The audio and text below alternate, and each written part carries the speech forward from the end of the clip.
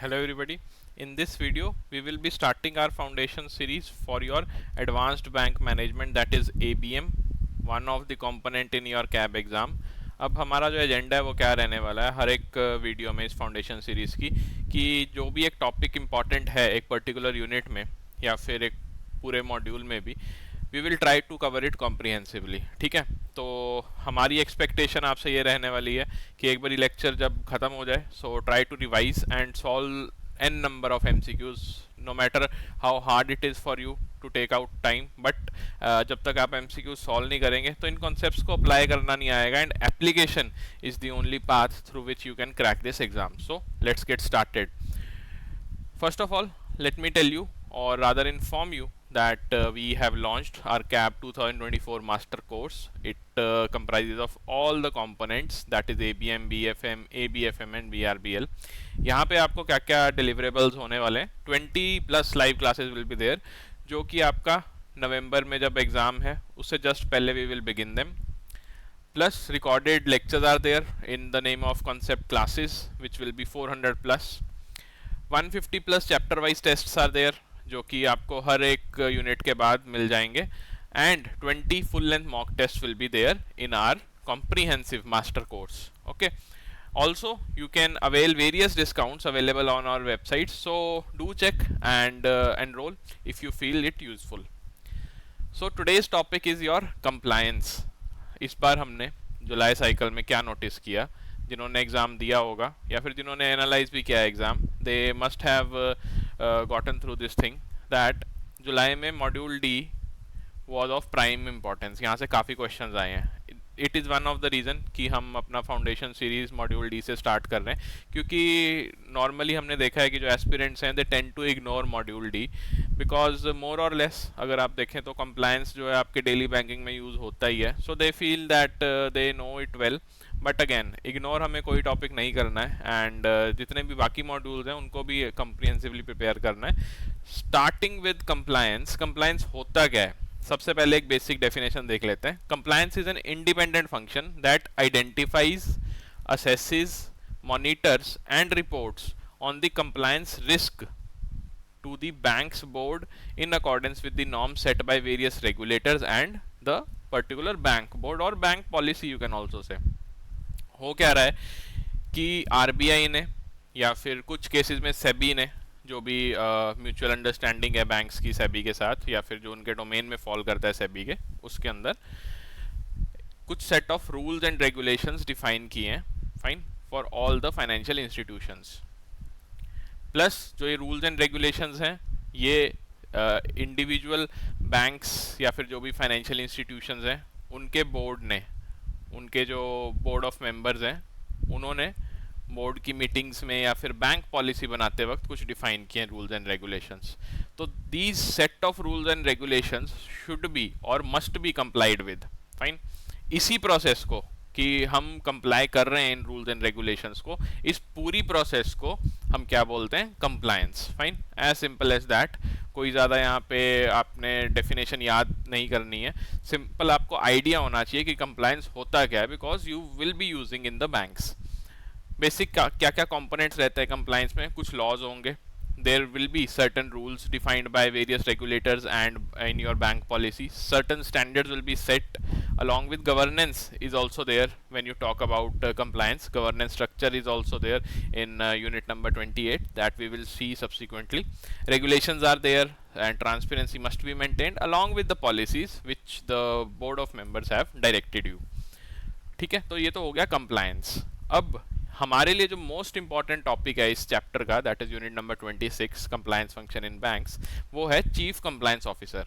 जो भी individual appointed by the bank और you have appointed from the market, जो ये इंश्योर करे कि आपका जो पर्टिकुलर फाइनेंशियल इंस्टीट्यूशन है उसमें कंप्लायंस का जो रोल है या जो कंप्लायंस का रिस्क है, इट हैज़ बीन मिनिमाइज्ड. जो हायर अथॉरिटी या फिर जो अल्टीमेट अथॉरिटी है इस पर्टिकुलर कंप्लायंस फंक्शन को इम्प्लीमेंट करने के लिए बैंक में, दैट पर्सन और that individual is known as your chief compliance officer. And this is the most important topic of our unit number 26. अब इनकी इंपॉर्टेंस आई कहाँ से देख लेते हैं. Apart from the exhaustive annual review, a monthly report on position of compliance risk may be put up to this senior management और CEO by our chief compliance officer. अब मतलब क्या हुआ कि जो चीफ कंप्लायंस ऑफिसर हैं, आप इसे ऐसे समझो कि जो चीफ कंप्लायंस ऑफिसर हैं, he or she is acting as a bridge between your bank and senior management. Fine. तो कुछ भी इशू होता है कंप्लायंस में, कुछ भी लैप्सेज होते हैं, या फिर उन्हें लग रहा है कि कंप्लायंस रिस्क जो है वो हाई होगी एक पर्टिकुलर ब्रांच की या फिर एक पर्टिकुलर रीजन की जिसमें ब्रांचेज हैं अलग अलग, then they will report it to the senior management. Fine. And what all measures can be taken to curb this risk, that also will be directed by chief compliance officer. That is why बहुत you can say important post है ये in your banks, and it is ever evolving क्योंकि as you know that policies are changing day by day, regulations are there, and standards are also varying according to the laws present in the market. तो CCO is the most important post you can say when it comes to the compliance domain. First of all, let us see that who can be appointed as your chief compliance officer or CCO. अब इसमें एक as का criteria है, that maximum age can be 55 years, इससे ज़्यादा नहीं हो सकती. बैंकिंग एंड फाइनेंस डोमेन में जो वर्क एक्सपीरियंस है that must be 15 years minimum है. ये 15 ईयर्स मिनिमम होना चाहिए उन्हें वर्क एक्सपीरियंस, जिसमें से कि जो 5 ईयर्स हैं उन्होंने ऑडिट या फाइनेंस या कंप्लायंस और लीगल और रिस्क मैनेजमेंट में वर्क एक्स होना चाहिए. Fine. So in total you can say, अगर क्वेश्चन आता है कि वर्क एक्सपीरियंस कितना होना चाहिए बैंकिंग एंड फाइनेंस में, so it is 15 years only.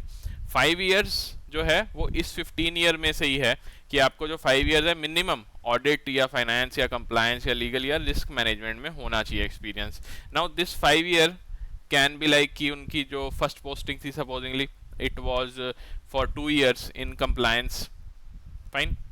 Then risk management domain में चले गए वो बैंक के for 1 year. After that audit domain में रहे हैं for let's say 2 years. So in total here you can see 5 years are there, so this person will be eligible given that total work experience in banking and finance is 15 years.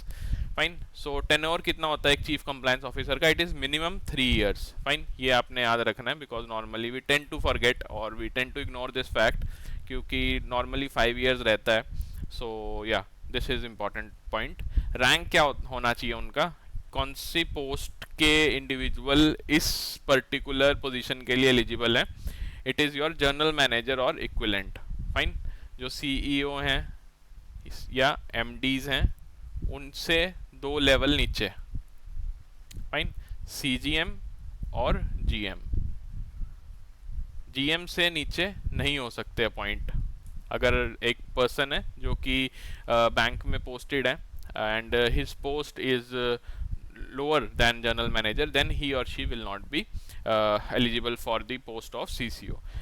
Appoint कौन करता है इन्हें? They are appointed by the ACB, that is Audit Committee of the Board. Board कौन सा? Bank Board. और the Managing Director, MDs, इनकी भी एक कमेटी हो सकती है, and CEO. फाइन. तो या तो बैंक बोर्ड की कमेटी होएगी, audit committee, along with that MD और CEO can also appoint it. ऐसा नहीं है कि सिर्फ MD and CEO individually can appoint them, that yes he और she is working really fine so let us give him और her this domain. No, ऐसा नहीं होएगा. Committee will be formed and after that whole consensus will be made and the CCO will be appointed. Now certain important facts are also there regarding CCO जो हम देख लेते हैं. सबसे पहले हमारे माइंड में ये आना चाहिए कि जो इनकी रोल्स एंड रिस्पॉन्सिबिलिटीज़ हैं वो कौन डिफाइन करता है. इम्प्लीमेंट तो ये जो रोल्स एंड रिस्पॉन्सिबिलिटीज़ हैं they are done by the bank policy, but जो कोर है, जो एक सेट ऑफ रूल्स हैं, नॉर्म्स हैं जो कि सभी बैंक्स को फॉलो करने, they are defined by the Reserve Bank of India. Reserve Bank of India modifies or issues the guidelines about the roles and responsibility of Chief Compliance Officer in banks. Fine. Transfer or removal of CCO is also important. Question पूछा जा सकता है कि can they be transferred or not, जो statement wise आपके question आते हैं. So they may be transferred or removed before the completion of the tenure. कितना होता है tenure? 3 years. But only in the exceptional circumstances with the explicit prior approval of the board. Fine, senior management को involve करना पड़ेगा, ऐसा नहीं है कि आप एक्सटर्नली या फिर कोई रेगुलेटर आके इनको रिमूव कर सकता है, no, senior management of that particular bank must be involved. Another important term is dual heading. Now dual heading is a very important term when it comes to compliance. यहाँ पे जब भी ये word आए तो आपके माइंड में एक word आना चाहिए, that is conflict of interest. Dual heading का मतलब ही ये होता है कि आपने एक पर्टिकुलर डोमेन में अगर वर्क किया है तो आप उसमें एक सीनियर मोस्ट पोस्ट पे नहीं रह सकते. रीजन क्या है? That there might be certain tilt towards or a soft corner towards that domain or that particular department in the bank. So that is why in CCO also we tend to not appoint the CCO as chief compliance officer in a particular domain on or in a particular vertical where he or she has already worked. So there shall not be any dual hatting, that is the CCO shall not be given any responsibility which brings elements of conflict of interest, especially the role relating to the business. Fine. तो supposedly audit vertical में उन्होंने work किया है बहुत time, या फिर risk management में work किया है काफ़ी time, so we will try, ऐसा नहीं है कि ये हार्ड एंड फास्ट रूल है, but we will try, the bank board will try कि इन दोनों डोमेन को छोड़ के बाकी डोमेन्स में जहाँ पे कंप्लायंस को इम्प्लीमेंट करने की ज़रूरत है वहाँ पे अपॉइंटमेंट करें CCOs की. Fine.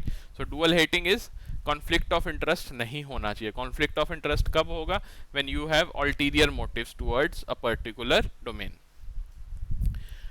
Now finally let us see one question and then we will conclude this session. Which among the following are the correct statements regarding a chief compliance officer?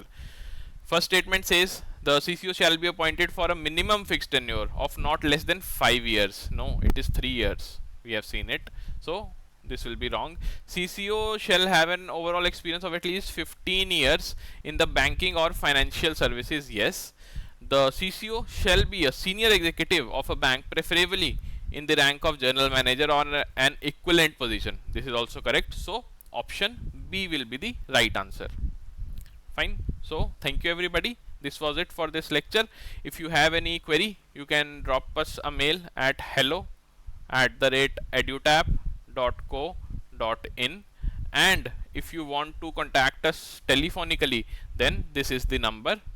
Feel free to contact us.